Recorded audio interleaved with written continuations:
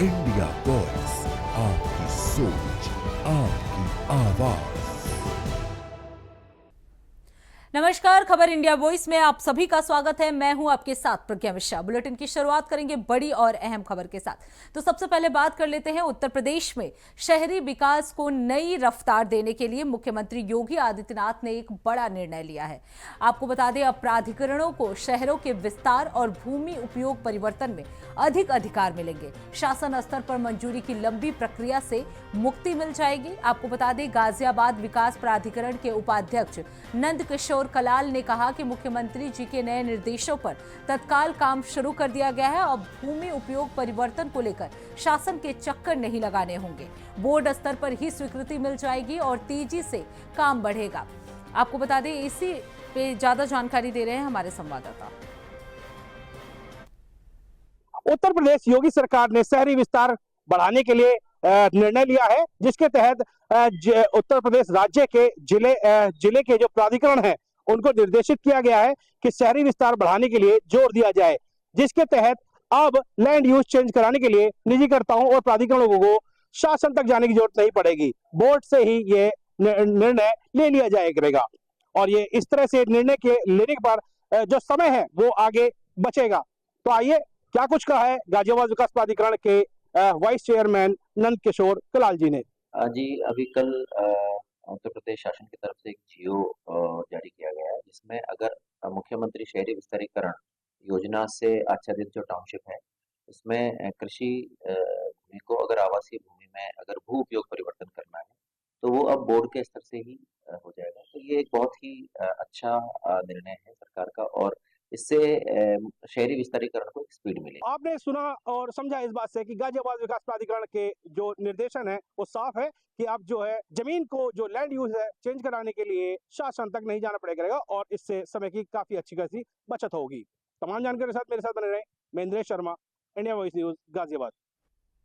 अब रुक कर लेते हैं अगली खबर की। खबर अमेठी से है, जहां मून लैंड इंटरनेशनल स्कूल में आयोजित हेल्थ कैंप में बच्चों और अभिभावकों की भारी भीड़ उमड़ी। आपको बता दें, लखनऊ के शारदा हॉस्पिटल की टीम, जिसमें वरिष्ठ चिकित्सक डॉक्टर IP सिंह शामिल रहे, उन्होंने बच्चों की आंख, दांत, BP, सामान्य स्वास्थ्य और पोषण संबंधी जांच की। डॉक्टरों ने अभिभावकों को जरूरी स्वास्थ्य सलाह भी दी। स्कूल प्रबंधन ने कहा कि कैंप का उद्देश्य बच्चों में स्वास्थ्य जागरूकता बढ़ाना है। स्कूल के डायरेक्टर डॉक्टर मस्तूर चांदा ने बताया कि आगे भी ऐसे हेल्थ कैंप नियमित रूप से आयोजित किए जाते रहेंगे।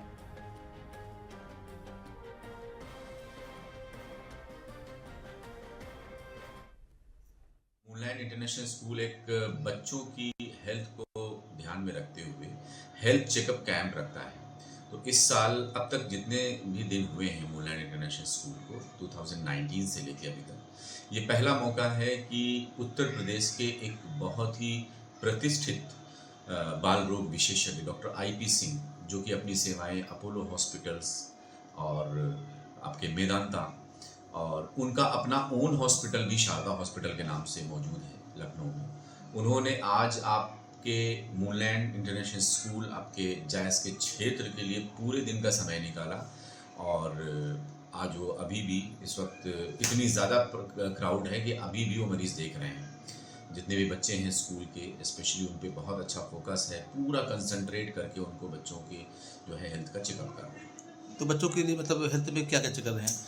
देखिए, जनरल चेकअप अभी फिलहाल है और जो बच्चे पहले से रिमार्केबल हैं कि हाँ उनको कोई स्पेसिफिक डिजीज़ है या कुछ ऐसा कुछ है, कोई एबनॉर्मलिटी है, वो स्पेसिफाइज करके पूरा उनको अलग से कैटेगराइज किया गया है, उसके साथ उनको दिखाया जा रहा है। बाकी एक रूटीन चेकअप है जिसमें ये क्लियर हो जा रहा है कि बच्चे को किसी भी प्रकार की कोई बीमारी चल तो नहीं रही है, अगर चल रही है तो उसका क्या उपचार होना चाहिए, क्या उसके जो है रोकथाम के लिए क्या प्रिवेंशन कर सकते हैं पहले से, इन सब चीज़ों को लेकर के पेरेंट्स से उनकी बातचीत भी लगातार चल रही है। अब तक कितने बच्चों को हुआ जो है चेकअप? देखिए, बच्चे तो अपने पास 350 से ऊपर हैं। अब रुक कर लेते हैं अगली खबर की। खबर सुपौल से है, जहां सदर अस्पताल के विशेष नवजात शिशु इकाई यानी एसएनसीयू से एक नवजात शिशु के लापता होने के बाद पूरे अस्पताल परिसर में अफरा तफरी मच गई। परिजनों के मुताबिक सुबह बच्चे को दूध पिलाने के बाद वो उसे तय प्रक्रिया के अनुसार एसएनसीयू में जमा करा कर आए थे, लेकिन दोपहर में जब उन्हें बुलाया गया तो बच्चा वहां मौजूद नहीं था। लापता नवजात मधुबनी जिले के पिराही वार्ड नंबर निवासी देवेंद्र प्रसाद का बेटा है, जिससे उसकी मां फूल कुमारी ने 7 दिसंबर को निर्मली अस्पताल में जन्म दिया था। स्थिति गंभीर होने पर बच्चे को सुपौल रेफर कर दिया गया था। इधर परिजन दावा कर रहे हैं कि उन्होंने समय पर बच्चे को एसएनसीयू में जमा किया था, जबकि अस्पताल कर्मियों का कहना है कि बच्चा परिजनों को ही सौंप दिया गया था। जांच के दौरान एसएनसीयू गेट का सीसीटीवी कैमरा भी टूटा हुआ पाया गया, जिसकी वजह से रिकॉर्डिंग उपलब्ध नहीं है और जांच में कठिनाई हो रही है। हालांकि अस्पताल प्रशासन अन्य सीसीटीवी कैमरों की फुटेज खंगाल रहा है और पुलिस के साथ मिलकर बच्चे की तलाश जो है वो तेज कर दी गई है।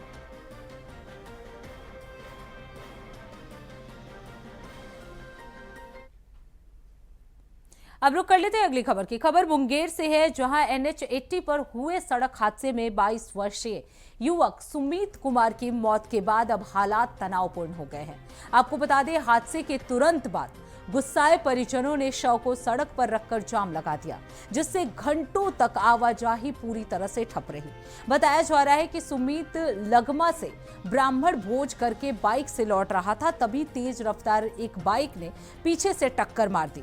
अस्पताल ले जाते समय उसकी मौत हो गई। वहीं परिजन फरार बाइक सवार की गिरफ्तारी और मुआवजे की मांग पर अड़े हुए हैं। पुलिस मौके पर पहुंचकर लोगों को समझाने में जुटी हुई है और जाम हटाने की कोशिशें भी लगातार जारी है।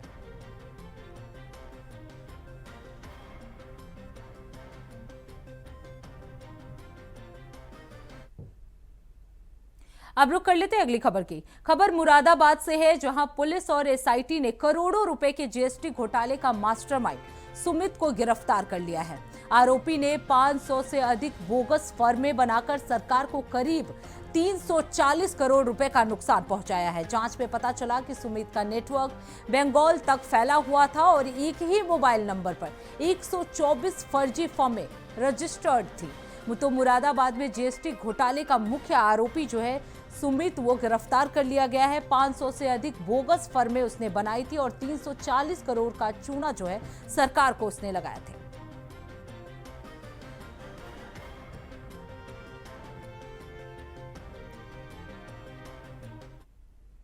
बना के जीएसटी की जो चोरी कर रहे थे, इसके संबंध में कई मुकदमे मुरादाबाद में पंजीकृत किए गए थे और इसके तहत एक एसआईटी का गठन हुआ था और इस एसआईटी ने आज एक अच्छा कार्य करते हुए 2 मुकदमों में एक सुमित नाम के व्यक्ति को गिरफ्तार किया है।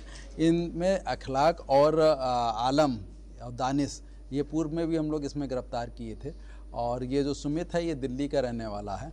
इसका काम ये था कि ये इसके साथ 2-3 लोग और थे जो इसको कागज़ उपलब्ध कराते थे, आधार कार्ड, पैन कार्ड, और ये बोगस फर्मों का बनाता था और बोगस फर्म बना के ये आगे बेच देता था और ये बेचने के बाद उसमें इसको अच्छे पैसे मिलते थे। ये पहले किसी सीए के यहाँ इसने काफ़ी 3 साल काम किया था और उसके बाद ये बिल्कुल एक्सपर्ट हो गया है, जीएसटी रिटर्न वगैरह भी ये सब भर लेता है।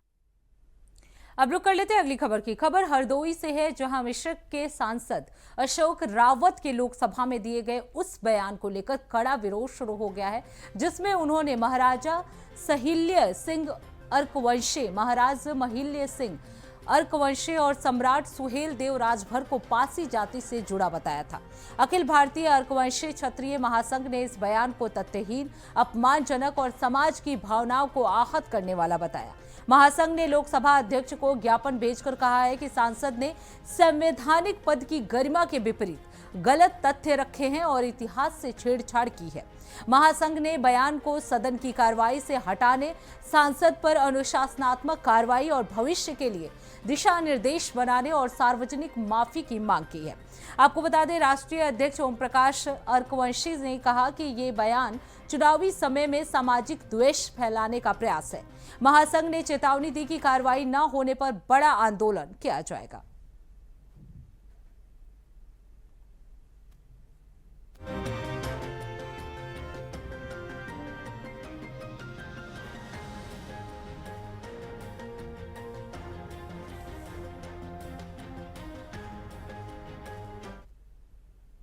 अब रुक कर लेते हैं अगली खबर की। खबर गाजियाबाद से है, जहां थाना सिनाही गेट पुलिस ने व्यापारी के घर पर हुई लाखों की चोरी का खुलासा करते हुए घर फोड़ गिरोह के 4 सक्रिय सदस्यों को गिरफ्तार कर लिया है। गैंग के पास से भारी मात्रा में आभूषण, 63,000 रुपए नगद बरामद हुए हैं। आपको बता दें, डीसीपी सिटी धवल जायसवाल के अनुसार 17 नवंबर 2025 को अशोकनगर में इन आरोपियों ने वारदात को अंजाम दिया था। ये गिरोह चोरी से पहले कबड्डी बनाकर क्षेत्र की रेकी करते थे। गैंग का सदस्य इंद्रपाल संगठित अपराधी है, जिस पर दिल्ली और यूपी में 19 मुकदमे दर्ज हैं। तो गाजियाबाद के घरफोड़ गैंग के 4 सदस्यों को पुलिस ने गिरफ्तार कर लिया। महिला समेत आरोपियों से आभूषण और 63,000 नगद जो है वो बरामद की गई है। रेकी कर कबड्डी के बहाने ये वारदात को अंजाम देते थे। इसके साथ ही आपको बता दें, गैंग के इंद्रपाल पर दिल्ली यूपी में 19 केस दर्ज है। कमिश्नरेट गाजियाबाद के अंतर्गत थाना सिहानी गेट ने आज से एक सराहनीय कार्य करते हुए एक अंतर राज्यीय चोरों के गिरोह का भंडाफोड़ किया है और इसमें 4 अभियुक्तों की गिरफ्तारी की गई है और इनके पास से लगभग 25 लाख रुपए जो चोरी के मूल्य के सामान थे उनको बरामद किया गया है।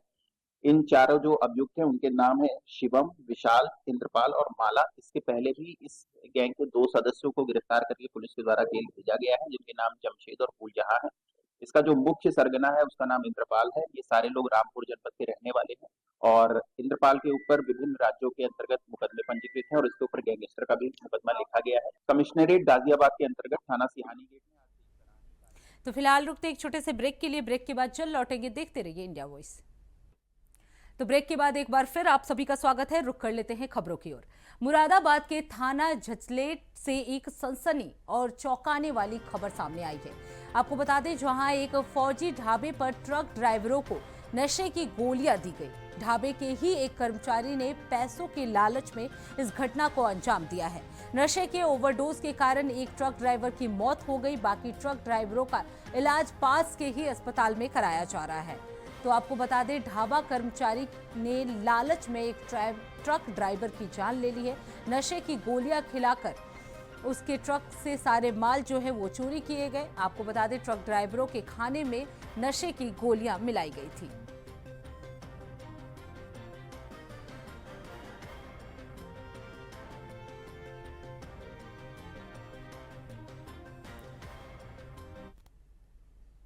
अब रुक कर लेते हैं अगली खबर की। केंद्रीय मंत्री प्रहलाद जोशी ने संसद में गृह मंत्री अमित शाह के भाषण की सराहना करते हुए कहा कि राहुल गांधी के पास इसका कोई ठोस जवाब नहीं था।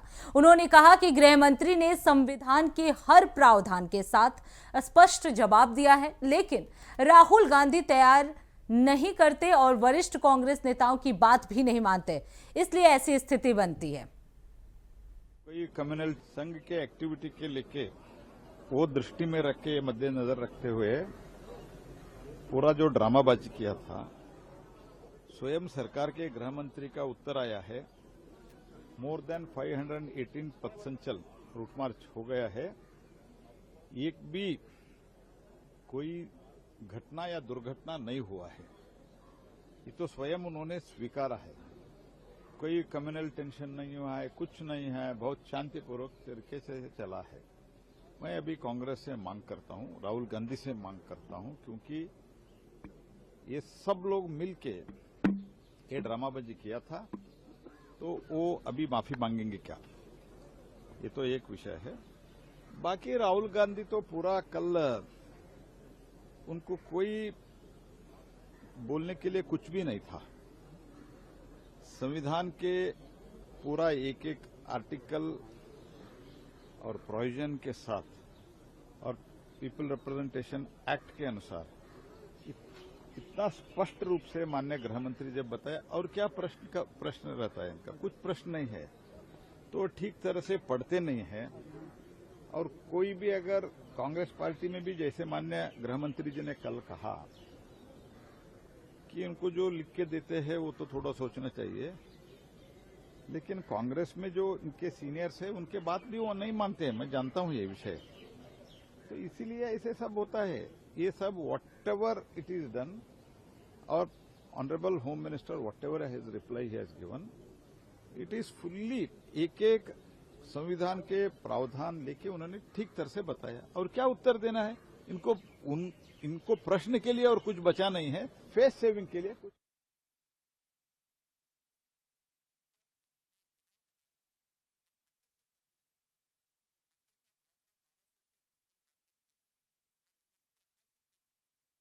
में प्राइस था और एमएसपी 1800 रुपए क्विंटल थी। जैसे एथेनॉल की बात होती है वो 2600 से 2800 रुपए क्विंटल हुए, जिसका परिणाम ये हुआ कि यूपी बिहार में 3 गुना मक्का लगा। मक्के के किसानों को पैसा भी मिला। और क्या कुछ कहा नितिन गडकरी ने, चलिए आपको सुनाते हैं।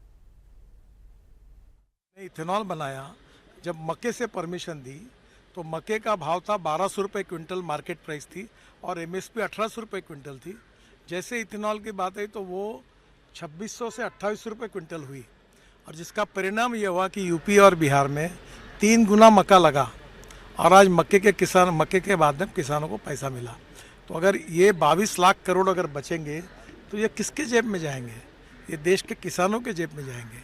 गांव समृद्ध होंगे, किसान समृद्ध होगा, इंपोर्ट कम होगा, और हर साल 40,000 करोड़, अभी जो 20% है, 40,000 करोड़ किसानों का फ़ायदा हो रहा है।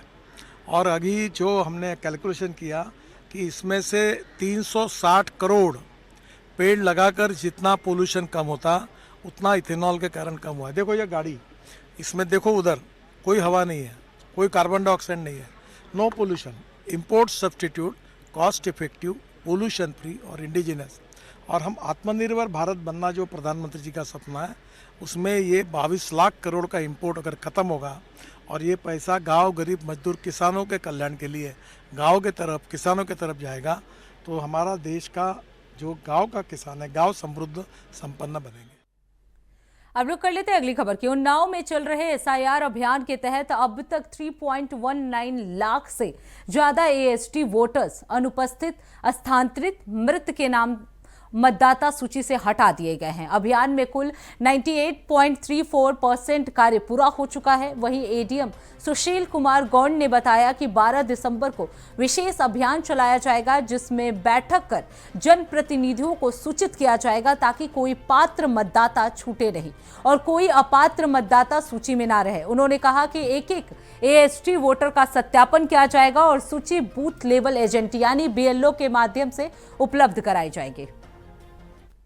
चुनाव में कुल 23,25,053 वोटर्स हैं जिनका सत्यापन कार्य चल रहा था।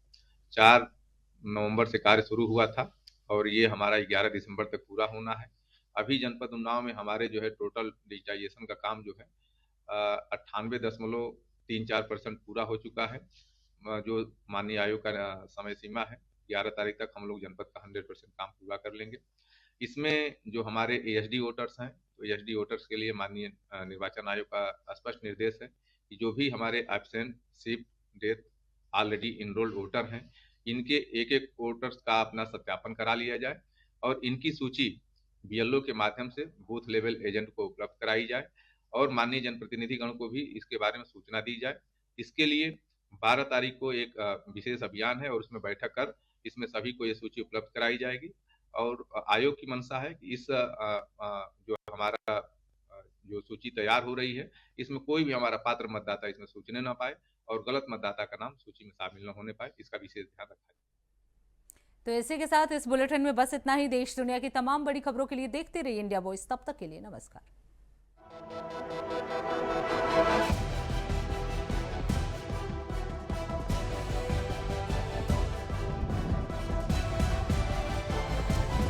इंडिया वॉइस, आपकी सोच, आपकी आवाज।